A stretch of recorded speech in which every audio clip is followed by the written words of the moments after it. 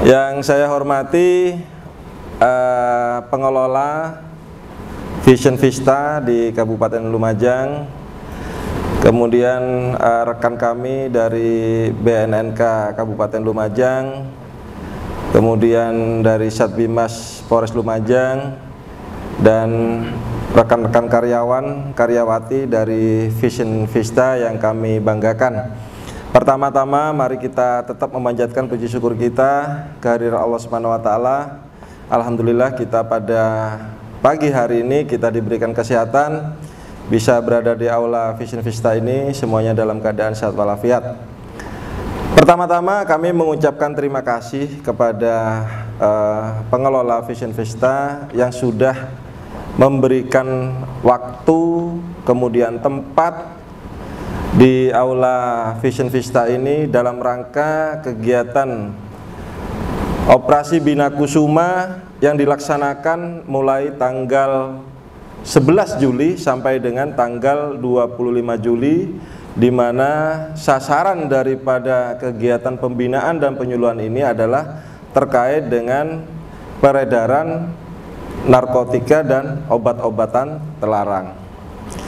Jadi kami datang ke sini bersama tim baik dari Polres Lumajang maupun dari tim BNNK Kabupaten Lumajang ingin memberikan penyuluhan kepada rekan-rekan sekalian dalam hal peredaran narkoba. Jadi kami minta kepada teman-teman karyawan maupun pengelola yang ada di Vision Vista ini untuk betul-betul menjauhi apa itu narkoba, ya. Rekan-rekan, mas-masnya, mbak-mbaknya, saya minta tidak usah mencoba-coba narkoba, ya. Kalau mas-masnya, mbak-mbaknya sekali mencoba, nanti maka akan menuju kepada kematian. Dalam arti kata kematian dalam masa depan mas-masnya maupun mbak-mbaknya, juga orang tua daripada rekan-rekan sekalian. Jadi sudah tidak ada harapan lagi orang tua rekan-rekan sekalian kalau sudah kecanduan narkoba, ya. Jadi uang yang diperoleh dari kerja habis dibuat narkoba. Jadi nanti pada saat sudah kepepet, tidak punya duit tapi membutuhkan narkoba, maka pikirannya adalah berbuat kriminalitas. Bisa itu mencuri, bahkan bisa membunuh karena sudah kecanduan dari narkoba itu tersendiri, ya. Jadi saya mohon untuk tidak mencoba-coba narkoba. Jauhi itu narkoba, ya. Sekali lagi, jauhi narkoba. Marilah kita hidup dengan sehat dan nyaman. Tidak usah mencoba narkoba. Bisa dipahami, mas-masnya sekalian, mbak-mbaknya, ya? Selamat pagi teman-teman. Ini sudah tidak asing lagi ya wajah teman-teman ini, ya. Oke, teman-teman, mohon izin memperkenalkan diri. Saya Wahyudi. Saya selaku Subkoordinator Bidang Pencegahan dan Pemberdayaan Masyarakat BNN Kabupaten Lumajang. Kali ini saya bekerja sama dengan Binmas Polres Kabupaten Lumajang akan memberikan sedikit informasi tentang apa sih narkoba itu. Pasti teman-teman di sini pasti paham ya narkoba itu apa kan, ya, bentuknya seperti apa. Ini teman-teman yang di samping kanan saya ini ada beberapa contoh jenis narkotika. Jadi kalau narkotika itu menurut Undang-Undang 35 tahun 2009 tentang narkotika itu dibagi menjadi 3 golongan. Golongan 1, 2, dan 3. Golongan 1 ini adalah narkotika yang hanya digunakan untuk tujuan penelitian. Contohnya di situ ada sabu, kemudian ada ganja. Terus golongan 2 ini daya aktifnya sangat tinggi ini. Tapi ini digunakan sebagai opsi terakhir sebagai medis. Contohnya di situ ada petidin. Petidin itu digunakan untuk obat bius. Jadi orang sebelum dioperasi itu kan disuntik dengan bius supaya dia tidak kerasa kalau dia dioperasi. Ya, ini bayangkan kalau tidak ada peridin, bagaimana orang mau dioperasi? Pasti akan lari kan ya. Terus kemudian cowok-cowok yang sudah pernah sunat ini kan pasti dulu sebelum anunya dipotong kan disuntik dengan suntikan patiroso kan ya. Ya namanya kalau orang Jawa ya. Nah, itu salah satu contoh jenis narkotika. Jadi teman-teman yang laki-laki ini sudah pernah pakai narkotika semua ini. Terus kemudian yang terakhir golongan ketiga. Golongan ketiga ini umumnya digunakan untuk kepentingan medis, tapi medisnya ini dengan petunjuk dan resep dari dokter. Ini umumnya, contohnya ada kodein. Kodein ini digunakan untuk obat batuk, gitu. Terus kalau saya lihat di Lumajang ya, berdasarkan data di seksi rehabilitasi kami, jadi di BN Kabupaten Lumajang itu ada yang menangani pasien yang kecanduan narkoba, namanya seksi rehabilitasi. Itu kebanyakan pasien yang kita tangani itu masih usia pelajar. Dan mereka ini banyak sekali menyalahgunakan bukan jenis narkotika, tapi lebih ke bahan aktif lainnya. Contohnya kayak obat batuk. Biasanya sering kalau di luar sana mereka menyebut merek komik. Batuk berjamaah, bener. Ini bener ini obat batuk. Kalau minumnya sesuai dengan anjuran nggak Pak Eko ya? Jadi sehari itu 3 kali, bukan 3 bob Pak Eko ya. Ada yang itu. Ada pasien yang ke tempat kita itu Pak Eko ya. Dia itu lapor, Pak, ini anak saya ketagihan obat batuk ini, ketagihan dextro.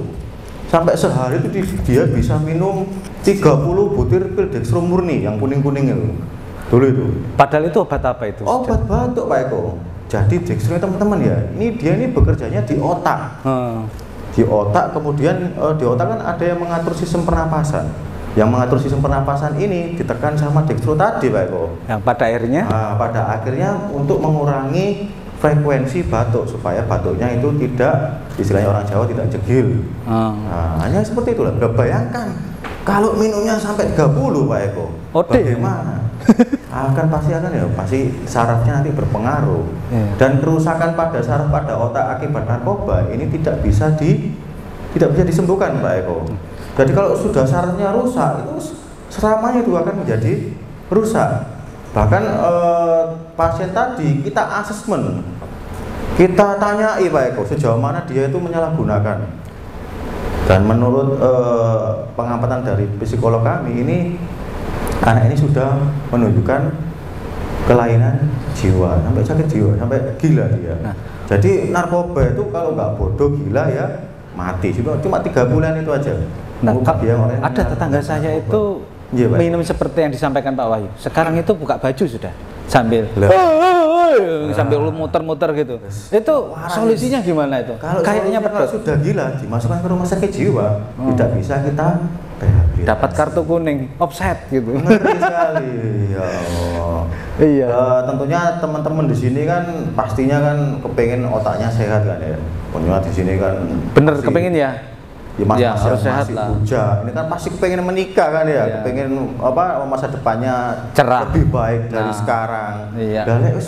Otaknya sudah rusak, terus mau dikemanakan? Lah, ya kalau otaknya bisa beli di alun-alun nggak apa-apa ya, itu otak-otak ya bukan ya? Iya, itu tetangga saya itu dikasih uang 5.000 nggak mau, minta 2.000. Loh, kan memang sudah nggak nyambung otak. Beda sama ibu-ibu ya Pak, dikasih 50 minta yang merah Pak ya. Minta yang merah. Masih waras berarti ya. Ngeri teman-teman seperti itu. Belum lagi ini hasil penelitian dari BNN dengan LIPI ya di tahun 2019. Itu paling banyak penyalahguna narkoba itu yang banyak yang menyalahgunakan ganja Pak Eko. Ganja ini paling banyak yang disalahgunakan. Kayak seperti kemarin contoh kasus Pak ya di Lumajang Pak Eko ya. Iya. Kemarin sebelum hari raya cukup menyenangkan teman-teman. Pernah dengar teman-teman? Pernah dengar nggak? 60 orang ya Pak ya. Iya. 60 orang diamankan dari Polres Lumajang. Loh. Di hutan salah satu hutan belantara Pak Eko. Iya. 60 orang diamankan, tersangkanya ada 11. Loh, saya kok diceritain dari rekan Reskoba itu memang sudah dibuntuti ya sejak awal ya. Sampai rekan-rekan itu mengeluarkan tembakan peringatan itu dipikir Main-main. Main mercon. Berarti mereka itu ketawa. Dipikir guyon. Sudah dalam pengaruh Lah, karena narkoba sedang dalam itu. pengaruh ganja tadi, Ganja tadi, berhalusinasi. Berarti Dikira- kalau orang pakai ganja itu biasanya dia ketawa-ketawa sendiri Pak Eko. Karena Ketok. sudah berhalusinasi. Lihat temennya itu lucu mukanya Iya. metok-metok. Miring-miring gitu misalnya. Mukanya kayak Mickey Mouse.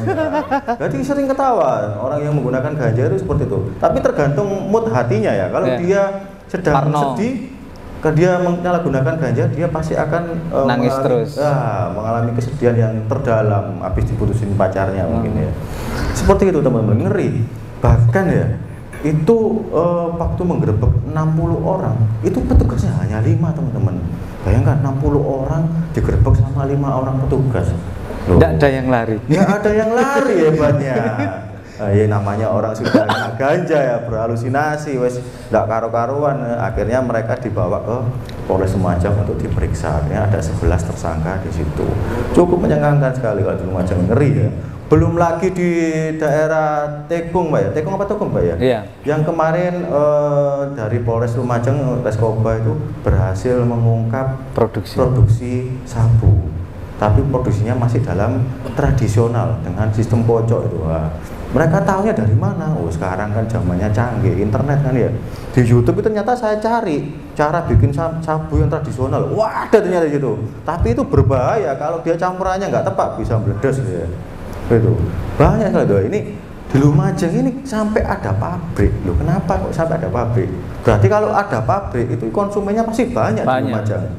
Ngeri teman-teman di Lumajang ini. Belum lagi saya pernah ke penyuluhan ke anak-anak SD di salah satu SD. Gurunya itu pernah cerita ke saya Pak Eko. Iya. Sekarang ini anak SD itu menyalahgunakan jenengan perso pitingan lampu itu Pak Eko. Pitingan lampu yang warna hitam, iya. Itu kan ada tembaganya. Oh iya. Itu dibolongi, dikasih kapas, buat dikasih rokokan. alkohol, dikasih sirup, terus kemudian dirokok. Itu masih anak-anak SD. Di Lumajang ini, bener di Lumajang. Kreatif itu. Kreatif sekali. Tapi salah. Wah, ngeri sekarang. Belum lagi ada kemarin tuh saya dapat laporan mabuk itu dengan rebusan Saftek. softtek pembalut wanita. Yang sudah dipakai lagi. Sudah dipakai ya. Gak ngeri, ambune lah Mbah Nio. Saya nggak tahu ya anak-anak sekarang itu dapat informasi seperti itu dari mana ya. Nggak ada yang ngurui, tahu-tahu coba-coba ya. Namanya, ini makanya narkoba itu menyerangnya banyak ke usia remaja Pak Eko. Karena usia remaja itu ingin biasanya, tahunya tinggi. Iya, ingin tahunya tinggi, rasa penasarannya tinggi. Kemudian dia itu masih labil, gampang dipengaruhi teman. Seperti itu. Banyak sekali di BNN Lumajang ini Pak Eko yang kita tangani ini masih usia-usia remaja. Kalau di sini sudah nggak ada remaja ya. Remajanya. Remaja. Menginjak usia dewasa. Dewasa. Ngeri sekali di Lumajang. Saya itu sempat dulu itu waktu pertama kali dinas di Lumajang itu saya sampai terheran-heran ya. Loh kenapa Lumajang ini kok ada BNN-nya ya? Padahal kotanya sepi akeh pondok pesantren akeh kiai ini. Loh kenapa kok di sini kok ada BNN-nya? Ketika saya sudah 8 tahun berdinas di sini, semuanya terjawab semua. Baru tahu. Oh ternyata Lumajang seperti ini ya, ngeri juga di sini ya. Ada yang ganja, ada yang nanam ganja ya Pak Eko ya. Dulu di belakangnya SMA PGRI. SMA PGRI, di situ ada. Di tengah kota nanam ganja. Kalau teman-teman mungkin kalau di media sosial sekarang lagi marak dibahas tentang legalisasi ganja ya. Pernah dengar nggak? Ya. Pernah dengar ya. Kalau di Indonesia sesuai dengan Undang-Undang 35 tahun 2009 tentang narkotika, ganja itu masih termasuk narkotika golongan 1. Jadi hanya digunakan sebagai pengembangan ilmu pengetahuan. Jadi hanya diteliti saja Pak Eko. Nah nanti kemarin dengan adanya hal tersebut, ini ganja ini mulai diteliti lebih banyak mana manfaat antara manfaatnya dengan mudorotnya. Nah ini ganja aja belum dilegalisasi. Ini hasil penelitian kita yang paling banyak menyalahgunakan narkoba itu dari penyalahguna ganja. Ini masih belum dilegalisasi nih. Bagaimana kalau dilegalisasi? Tambah hancur. Tambah nggak karu-karuan. Jadi kalau kita ganja Indonesia ya dengan luar negeri itu berbeda. Berbeda. Kalau ganja di Indonesia ini kadar THC-nya ini mendominasi. THC itu tetrahidrokannabinol, ini yang membuat orang berhalusinasi. THC ini. Jadi ganja yang terbaik di dunia ya, di dunia untuk yang penyalahguna, untuk mabuk-mabukan, untuk berhalusinasi itu ada di Indonesia. Berbeda dengan ganja yang ada di luar. Kalau ganja di luar itu kadar CBD-nya lebih banyak. Jadi ya CBD ini bisa digunakan sebagai anti kanker, kemudian anti penuaan dini, seperti itu. Jadi kadar THC di sini tuh lebih tinggi. Kenapa? Karena tekstur tanah di Indonesia berbeda dengan di luar negeri. Makanya dari kita ini kita masih belum merevisi undang-undang tentang narkotika. Jadi ganja ini masih dalam narkotika golongan 1. Lebih masih banyak penelitian lagi untuk mungkin ada ganja yang CBD-nya tinggi, itu masih diteliti oleh LIPI dan dari Kementerian Kesehatan, seperti itu teman-teman.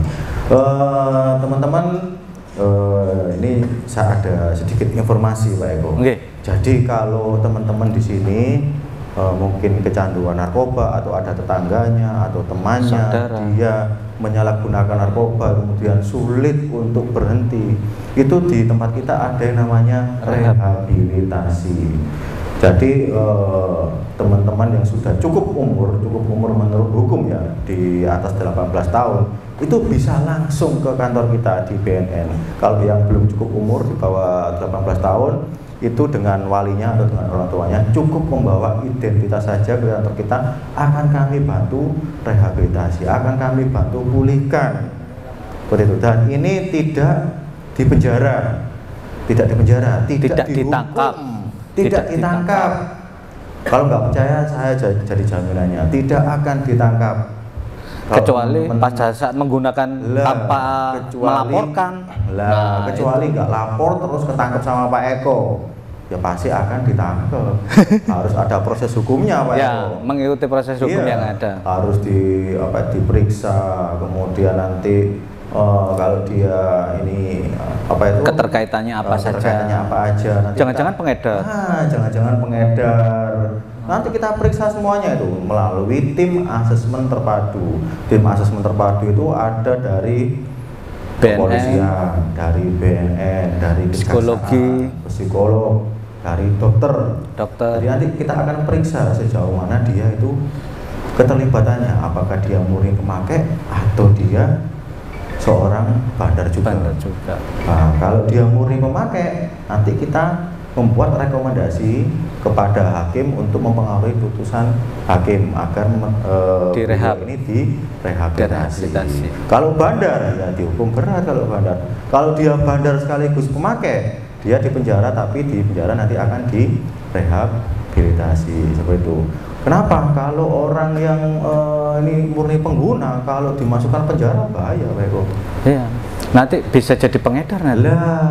Bisa jadi pengedar. Seperti kita ketahui bersama Pak Eko ya, di Lapas Lumajang ini 80% kasus narkotika Pak Eko. Kalau ada kesalahan saya mohon maaf, kalau ada kebenaran itu hanya milik Allah Subhanahu wa taala. Wassalamualaikum warahmatullahi wabarakatuh. Waalaikumsalam.